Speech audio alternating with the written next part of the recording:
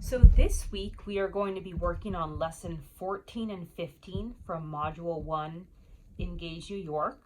Go ahead, put your name and date on page 109. This is page 109. And these two lessons are about dividing decimals. Last week we were multiplying decimals, and this week we are learning how to divide decimals. The objective says divide decimals with a remainder using place value understanding and relate to a written method. Draw place value discs on the place value chart to solve. Show each step using the standard algorithm. Algorithm just means like to solve it like you would a division problem. And how you fill in the place value discs is just by putting each digit in the correct spot. So you can see this first number, the 5s is in the 1 spot, the 2 is in the tenths, the 4 is in the hundredths, and the 1 is in the thousands. That's all it means. And now we're going to use this area right here to actually solve it to find the quotient. Remember, the answer to a division problem in English is called quotient. So let's begin. So I am going to solve this problem as if the decimal is not there. It doesn't even matter. We're going to add in the decimal at the end. So 3 goes into 5 one time, carry the 2, bring down the next 2. Now 3 goes into 22, 7 is 21, so it would be 7 times. So 3 times 7 is 21. Subtract 1, bring down the 4. 3 into 14 only goes 2 times. 2 times 3 is 12. Remainder of 2, bring down the 1. 3 into 21 goes 7 times. I don't have a remainder because that would be 0. Now for the decimal. So in division, the decimal goes straight up. Straight up. It will only change positions if this number were to also have a decimal, but it doesn't. So in this problem, the decimal moves straight up. So go ahead and solve B by yourself right now, and then pause the video now and unpause it when you have finished. Okay, let's check B. So I'm going to fill in 5 ones, 3 tenths, 7 hundredths, and 2 thousandths. And now let's go ahead and do my division. 4 goes into 5 one time, remainder 1. Bring down the 3. 4 times 3 is 12. Bring down the 7. 4 times 6, I'm going to erase this just so it's not confusing. 4 times 6 is, oops, too big.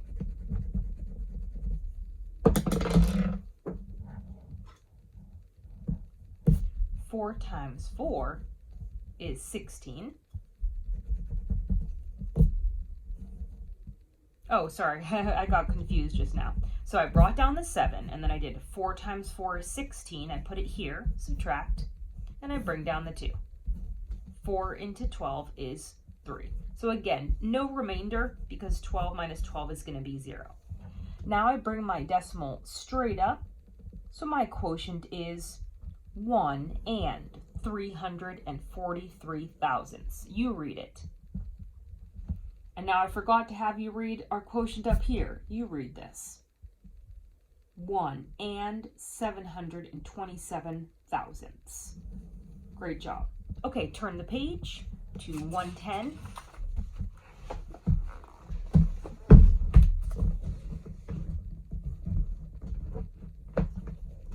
All right. So we have an A, B, and C for problem 2. We are going to do all of them. It says solve using the standard algorithm. So set up your problems horizontally. 4 into 64 hundredths. This one is 5 into 6 and 45 hundredths. And this one is 6 into 16 and 404 thousandths. Now you can either put the decimals straight up after you solve the problem or right now. I'm going to do it right now.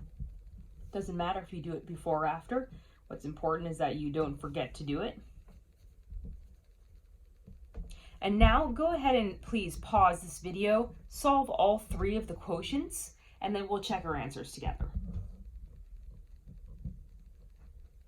All right, let's check our answers. 4 goes into 0 0 times. 4 goes into 6 1 time. 4 times 1 is 4. Bring down the 4. 4 into 24 is 6. My quotient is 1600ths. 5 into 6 goes 1 time. Bring down the 4. 5 into 14 goes just 2 times. 2 times 5 is 10. Bring down the 5. 5 into 45 goes 9 times. 9 times 5 is 45.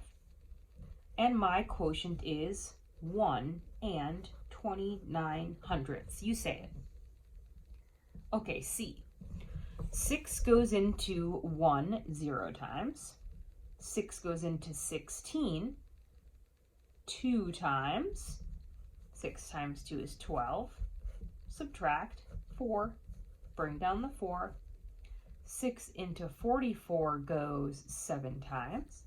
7 times 6 is 42. 4 minus 2 is 2. Oops, I put a times there. Minus. Bring down the 0. 6 times 3 is 18. 2. Bring down the 4. And 6 into 24 is 4 with no remainder. My quotient, and I don't have to write this first 0. My quotient is 2 and 734 thousandths. You say it. Okay, so the for problem 3 and we'll say 4 is going to be extra credit to challenge yourself. I always recommend that you do it.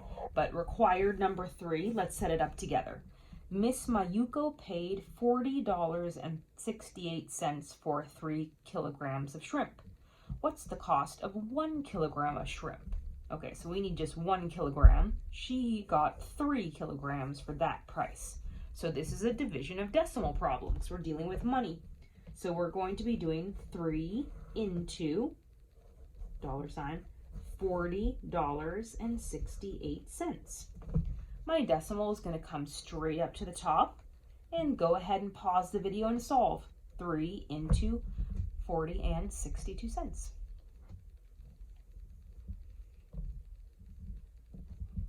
Okay, unpause if you are done, and let's check this. 3 into 4 goes 1 time. 3 into 10 goes 3 times. Bring down the 6. 3 into 16 goes 5 times. That's 15. And now I have this last number, I know you can't see, is 18. 3 into 18 goes 6 times evenly with no remainder.